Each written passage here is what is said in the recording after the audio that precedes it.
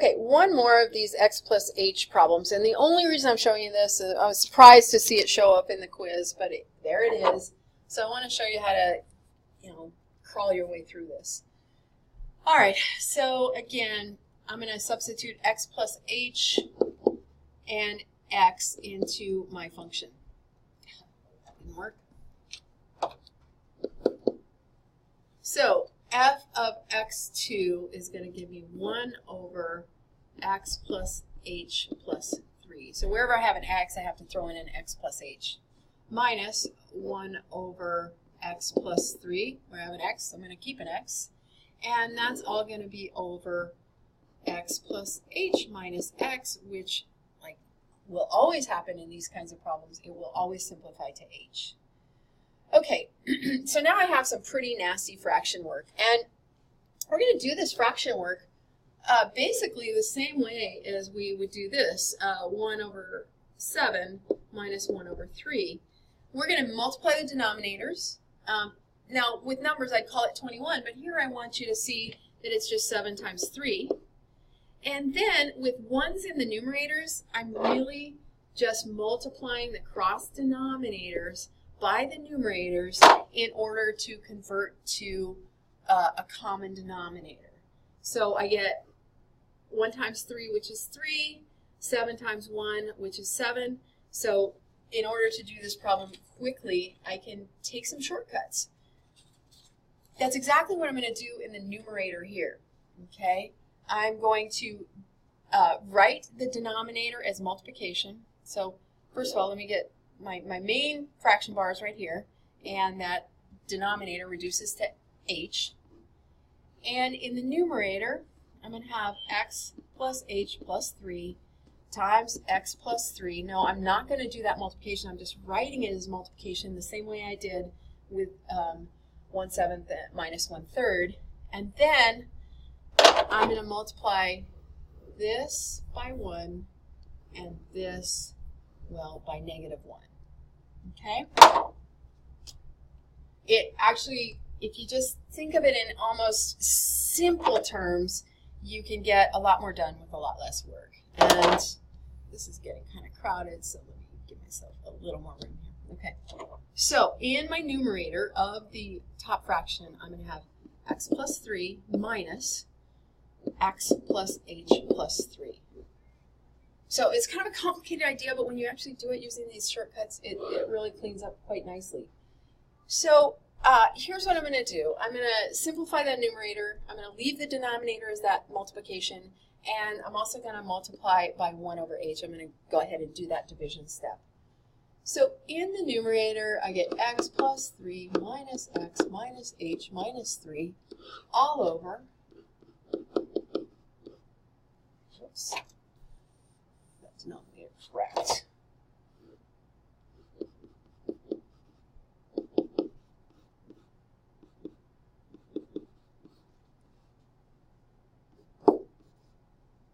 Okay, so what happens is almost everything cancels except for the negative h.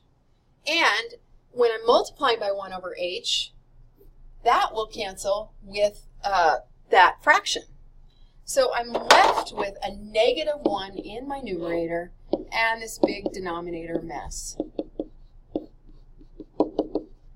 Now, enter that into XYZ, and it will be more than happy with that weird-looking expression. So that's the kind of answer it's looking for in this problem. Okay, I want to take a look at number 9. And the instructions are, in the book, is to use a graphing utility to decide if the function's even, odd, or neither. Now, you can grab a graphing calculator, but I also want to take the opportunity to show you my favorite online graphing calculator, and it's called Desmos. So all you have to do is, let's go back to the notes.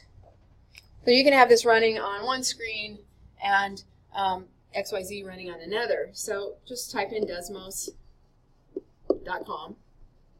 It's a nonprofit organization founded by math teachers that gives you a free graphing utility that's fairly robust. So all I'm going to do is enter these two equations into their graphing utility, take a look at them, see if they're symmetrical about the origin or symmetrical about the y-axis. Remember, symmetrical about the y-axis is even, symmetrical about the origin is odd, and then make my decision.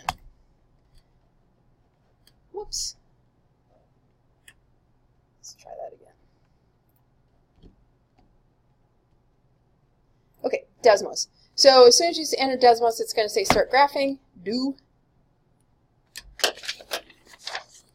And where I enter is here on the left. So I'm going to enter exactly what I was given for that first equation, x plus 1 times x minus 2 times x plus 3. And it's going to graph it for me. Okay? I'm going to hide the keypad because I don't really need it. And then I can see my whole graph. Well, look, this graph is not symmetrical about the y-axis at all. And it's also not symmetrical about the origin. Symmetrical about the origin means that the same shape in diagonal quadrants is just a couple of reflections. And there's no way I could get to this. In fact, I could probably tell just by looking at the equation that it was not odd, not even, it's neither. So while we're here, I'm going to enter the second example for this problem. Negative x. Because I don't want to use the keypad, I'm going to use the caret for my exponent. Negative x to the 4th. Right arrow out of that exponent. Plus 4x squared.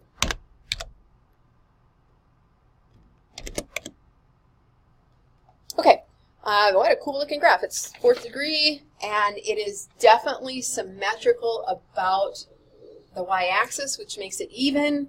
By the way, you can't have a function that is both even and odd. So once you make a decision, it's just that. So let's go back to the notes.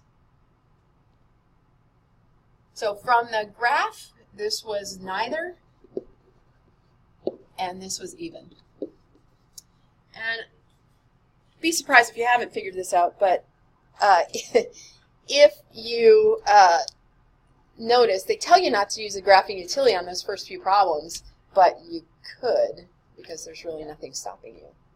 All right, I will see you in class.